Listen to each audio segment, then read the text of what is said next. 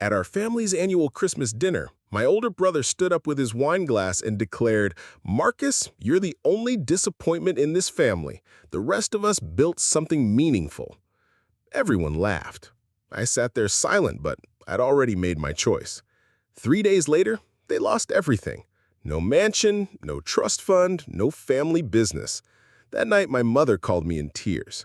What changed everything wasn't revenge. It was what I discovered they'd been hiding for years. Before we continue, please subscribe to the channel and let us know where you are listening in the comments. The crystal chandelier cast warm light over the mahogany dining table as I pulled into the circular driveway of the Whitmore estate. Same house, same traditions, same faces that would pretend to tolerate me for 2 hours before returning to their perfect lives. I carried a bottle of wine I'd brought, nothing expensive, just something decent from the local store. As I entered the foyer, the sound of laughter echoed from the dining room. My brother Carter's voice dominated the conversation, as always. "Marcus," my mother's voice rang out, though she didn't look up from arranging flowers. "You're early. Put that wherever." I set the wine on the side table next to bottles that probably cost more than my monthly rent. Through the archway, I could see Carter holding court with our cousins, gesturing wildly as he told some story about his latest business acquisition. When I entered the dining room, something felt different. My usual seat, fourth from the head of the table, was gone. Not moved, just absent. In its place was an awkward gap between chairs. "Oh, Marcus," my sister Patricia said without looking up from her phone. "We rearranged things. You can sit at the end." She pointed to a single chair at the far end, past the cousins and their children, like an afterthought.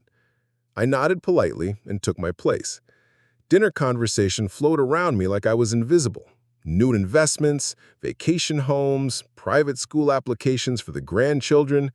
I cut my food quietly, occasionally nodding when someone glanced my way. Then, Carter stood up, tapping his knife against his wine glass.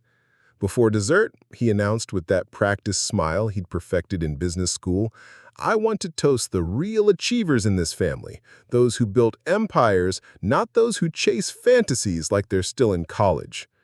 His eyes met mine across the table, unlike Marcus, who's still trying to find himself at 35. The table erupted in laughter. Dad chuckled behind his napkin. Mom smiled that tight, disappointed smile I'd known since childhood. My nephew looked confused, but he laughed anyway because the adults were laughing. I didn't move. My hand stayed perfectly still around my wine glass. Inside, something burned, but my face remained blank. No one apologized. No one even blinked. Dinner continued. After dessert, Carter approached me with a small cardboard box. He said he found this in Dad's garage. I figured you might want your old participation trophies back. Inside were my high school debate team medals, tarnished and forgotten. Awards I'd once been proud of, now reduced to childhood relics. I stood up, gathered a few empty plates without a word, and walked to the kitchen. No one stopped me. No one helped. I wasn't a guest. I wasn't family. I was tolerated. 3 days later, I sat in my modest apartment reviewing documents I'd requested from the county clerk's office. What I found made my blood run cold. Property transfers, business incorporations, investment accounts, all bearing my signature. Signatures I'd never written, for transactions I'd never authorized. They'd been using my name for years. I pulled out my laptop and began cross-referencing dates. Every time Carter had announced a new venture, every time Dad had bragged about expanding the family business, my name appeared somewhere in the paperwork. Not as a beneficiary, as a liability shield. If anything went wrong, if any investments failed, if any legal troubles arose, I would be holding the bag. They'd systematically made me responsible for their risks while excluding me from their rewards. My phone buzzed with a text from Patricia. "Hope you enjoyed dinner. Family means everything to us, even if some members need more patience than others." I stared at the message, then at the forged documents spread across my coffee table. They thought I was too naive to notice, too unsuccessful to matter, too grateful for their scraps to question anything. That afternoon, I made 2 phone calls. The first was to a forensic accountant who specialized in financial fraud. The second was to a law firm that handled family trust disputes. "Mr. Whitmore," the lawyer said during our consultation, "what you're describing constitutes identity theft, forgery, and fraudulent use of personal information. How long has this been going on?" "Years," I replied. "Maybe a decade." She leaned forward. "Do you have documentation?" I slid the folder across her desk. "Everything." She spent 20 minutes reviewing the papers, occasionally looking up with raised eyebrows. Finally, she sat back. "This is systematic financial abuse. They've created an entire shadow network using your identity. If any of these investments fail, you're legally responsible for millions in debt." "What are my options?" "We expose everything, file criminal charges, demand full restitution." She paused. "But understand, this will destroy your family relationships permanently." I thought about Carter's toast, about sitting at the end of the table like an unwanted guest, about years of being treated as the family disappointment. "They already destroyed our relationship," I said quietly. "I'm just making it official." The papers were served on Christmas Eve. I had them delivered to the annual family cocktail party at the country club, the same party where Carter usually announced his latest triumphs to their wealthy friends. I didn't attend. I spent the evening at home, feeding my goldfish and reading a book I'd been meaning to finish. At 9:47 p.m., my phone started ringing. Carter first. I let it go to voicemail. Then Patricia. Then Dad. Then Mom. Finally, I answered Mom's third call. "Marcus, what have you done?" Her voice was shaking. "The lawyers are saying you're accusing us of theft. Identity theft, financial fraud, forgery. Should I continue?"